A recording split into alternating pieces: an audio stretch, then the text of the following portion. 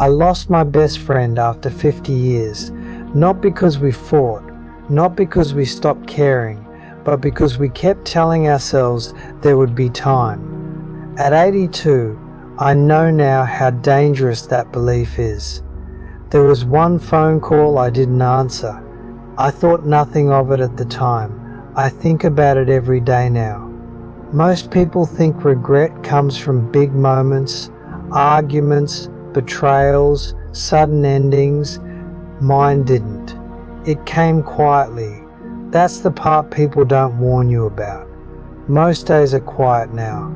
I still wake early, still make coffee out of habit, and sometimes reach for the phone before remembering there's no one left to call, the way there used to be.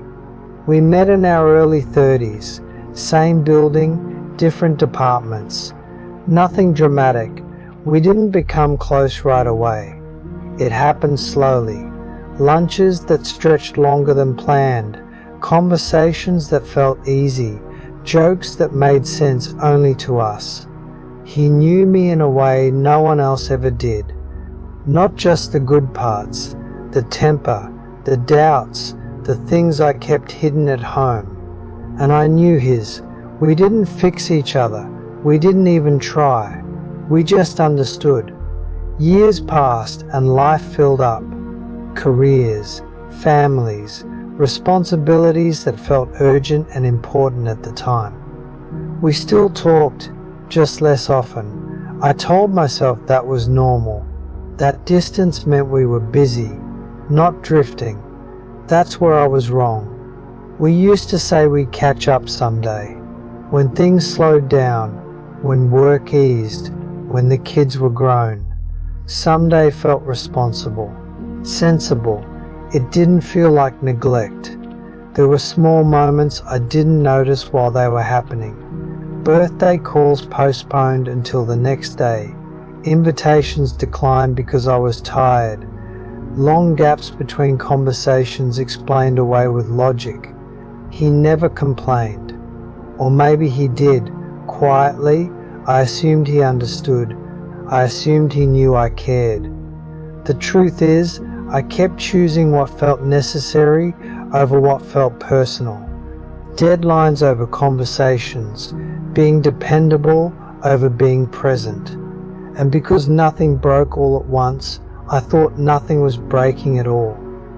The last few years before he died, we barely spoke. Not because of anger, not because of conflict, just distance. Silence, the kind that doesn't announce itself. I remember seeing his name on my phone one evening. I was in the middle of something. I told myself I'd call back the next day. I didn't. Not because I didn't want to, because I forgot. That happens more easily than people think. When I finally called weeks later, it went to voicemail. I left a message, casual, light, as if there were all the time in the world. He died 3 months after that. A sudden illness. Fast, unforgiving. I wasn't there at the end. I didn't know how serious it was until it was already over.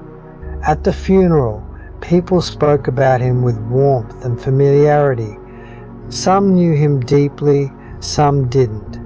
I sat there realizing I had known him longer than almost anyone and still hadn't shown up when it mattered. That's a particular kind of regret. Not loud, not dramatic, just steady. There are things I can never say now. Apologies with nowhere to land. Gratitude with nowhere to go. People say you should focus on the good memories, and I do. But memory isn't a replacement for presence. It's just what remains when presence is gone. I still think of things I want to tell him. A small story. A thought. Something ordinary. Then I remember there's no one on the other end anymore. If you're listening to this and someone's name comes to mind right now, don't wait for the right moment. That's how this begins. I believed there would always be another chance to talk. I believed silence was harmless if there was no conflict behind it. I believed people could feel your care without you having to show it. I was wrong. Time doesn't announce when it's about to close a door. It just does. Now, there are fewer people who remember the earlier versions of me. Fewer who can say, "Do you remember when?" and truly mean it. That kind of shared history is irreplaceable. And when it's gone, it's not just the person you lose, it's the part of yourself that only existed with them. I don't expect forgiveness for this, from him or from myself. I've learned to live with the knowledge instead. My days are quieter now, but they're also clearer. I understand what mattered, I just understood it too late. That's all.